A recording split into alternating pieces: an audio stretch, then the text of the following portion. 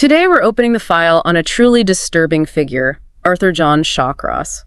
You might know him by a much more terrifying name, the Genesee River Killer. Yeah, and this isn't just about listing dates and victims. We're trying to understand the story, how someone becomes a continuous killer. We're going to trace his path, look at the background, the psychology, and the awful timeline of crimes that resulted in, at least 14 deaths over decades. Exactly. Our sources really paint this picture of darkness growing from a really traumatic childhood into just monstrous acts later on. It's about understanding the anatomy of this killer, if you will. So let's start at the beginning, the roots. He was born June 6th, 1945, eldest of 5 kids. And there were developmental quirks early on, like he spoke early apparently, but was slow to walk, uneven. And the instability started really young. By age 4, his father was physically aggressive, using belts, broom handles. It sounds horrific. It does, and that kind of thing, it fosters deep isolation, doesn't it? Yeah. So by age 5, he creates these imaginary friends. Right. Paul, a boy, and an unnamed girl with red hair. He apparently told a psychiatrist later it was because he just didn't have any real friends. A direct coping mechanism, trying to fill that void. And school wasn't any better. Constant teasing, they nicknamed him Audie. Just total isolation. Yeah. So by age 6, he starts acting out, trying to get attention, maybe control, running away, but always telling people first. Like you said, seeking attention, even if it's negative, and that turned into aggression. Seems so. By age 8, he's bullying younger kids.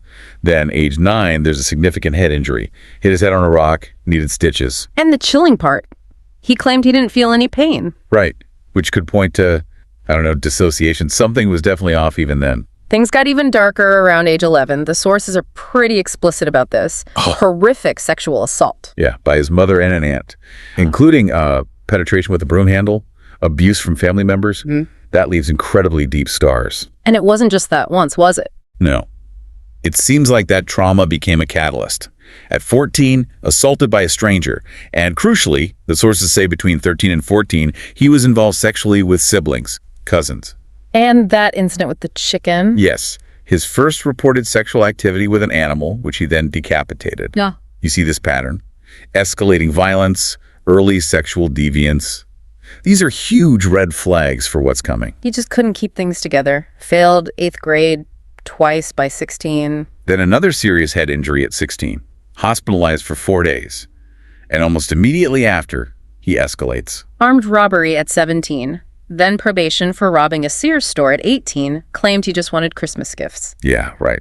That probation. It kind of marked the end of his teen years, but the chaos just rolled right into adulthood. No real intervention. His first marriage to Sarah Lassard in 64 didn't last long. Only 2 years. Fell apart because of his sexual violence, apparently, and him avoiding work, and this is when he was working as a butcher. Oh yeah, the detail about enjoying eating raw meat, that's unsettling. Very.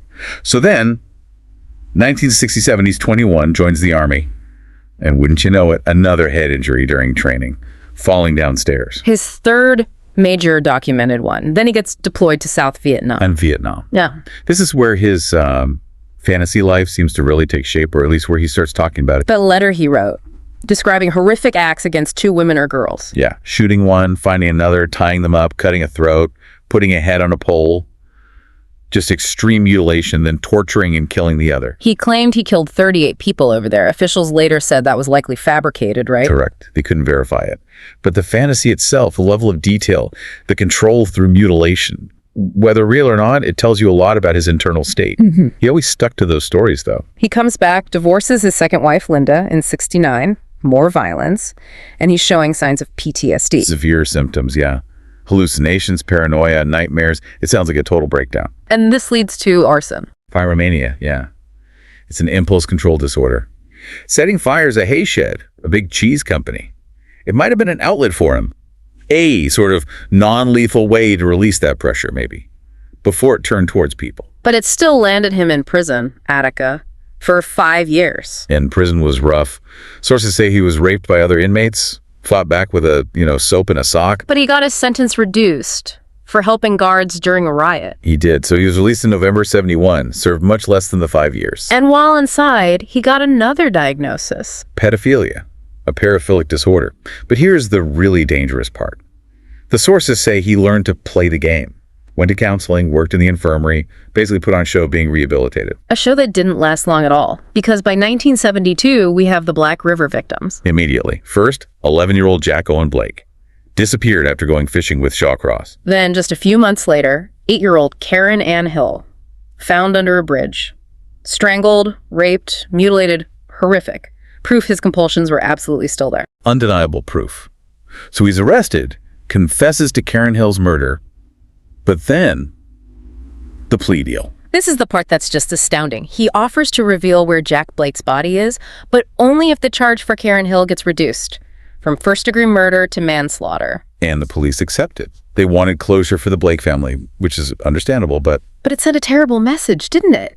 That he could negotiate his way out of the worst consequences. He was never even charged for Jack Blake's murder. Exactly. Yeah. He went back to Attica, this time sentenced to 25 years for manslaughter, having learned he could manipulate the system. Still, 25 years is a long time, but he kept appealing. 8 times, unsuccessfully.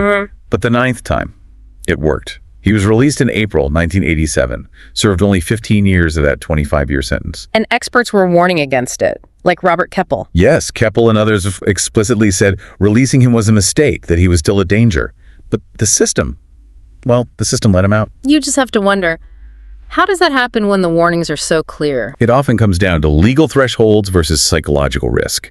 He'd served his minimum, he kept up that facade of rehabilitation. It was enough, legally. Tragically enough. So he's out, he faces protests, moves around, eventually ends up in Rochester, New York, near the Genesee River. Right, with his new wife, Rosemary, who was actually a pen pal from prison. He gets jobs, fruit selector, hot dog vendor, then a decent paying job preparing salads. And his new hobby? Fishing.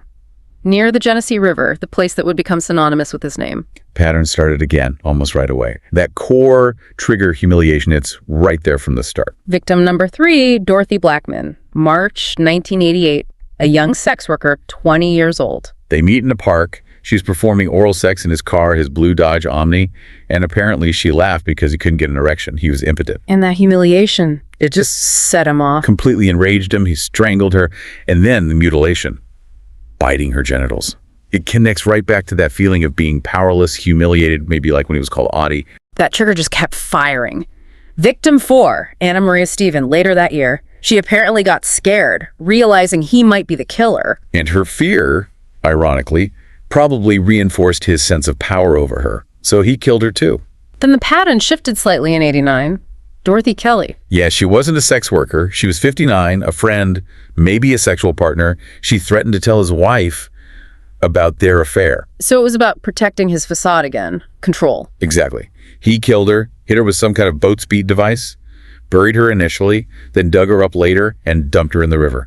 Shows planning, concealment, and just utter disregard. And then, late 1989, it just becomes a spree, doesn't it? Rapid fire. Targeting mostly sex workers, homeless women, people he probably saw as disposable, easier targets, all around the Genesee River area. Patricia Rood, killed when she tried to steal his wallet. Then Juntas, homeless, not a sex worker. She just refused his advances. And the way he killed her, strangled, slit from throat to stomach, removed her intestines. And the medical examiner suggested post-mortem rape. Shawcross later confessed to eating her genitals. It's just absolute degradation and ritualistic violence. Maximum control. The list just goes on. Maria Welch, Rancis Brown, Kim Vernell Logan, Alice Gibson. Found near his car, that blue Omni. Darlene Trippi, June Souls, Francis Stephen. Victim after victim, often found quickly, all near the river. It was clearly his hunting ground. There was that close call too, right? A woman who escaped? Yeah, apparently he invited her to play some kind of death game. She fought back with a gun, got away, identified someone looking like Shawcross who called himself Mitch or Mike. He was getting sloppy, maybe overconfident. But his luck finally ran out in January 1990. Police were looking for June Souls, the latest missing woman. They used a helicopter, spotted her body, and nearby they saw Shawcross himself by a bridge, getting rid of something in a stream. They picked him up, questioned him, searched the car, the blue Dodge Omni again, and he confessed. To 14 murders, including Francis Stephen, whose body hadn't even been found yet. The media quickly dubbed him the Genesee River Killer. The trial, they only prosecuted 10 cases due to evidence. Correct. And the defense strategy was predictable. diminished capacity. They brought up everything: the childhood abuse, the head injuries, the alleged PTSD from Vietnam, even claims of multiple personality disorder or schizoid traits. Arguing he couldn't form intent, lacked premeditation.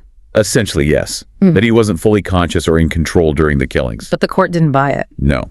Found him guilty on all 10 counts of murder. Sentenced to 25 years for each, consecutively. 250 years total.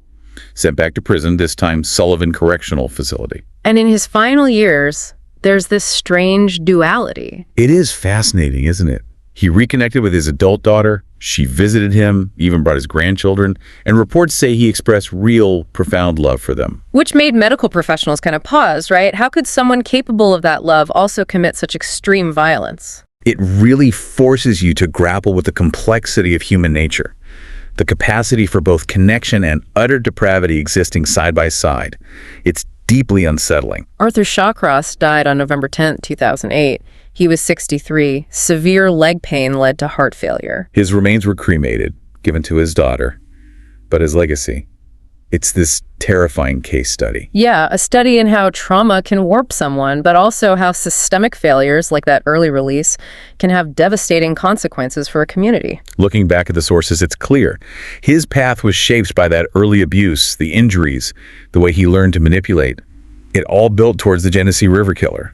It makes you ask tough questions about prevention and intervention. Absolutely. It shows why just calling someone a monster isn't enough. We need to understand the path, the pain, the triggers, the control, even if it's horrifying to look at. We hope this exploration gave you some things to think about, especially that recurring theme of humiliation as a trigger. If you found this valuable, please do support the channel. Yeah, like the video, share it, and definitely subscribe to Horror Doc for more stories like this one. Thanks for joining us for this story. Stay safe out there.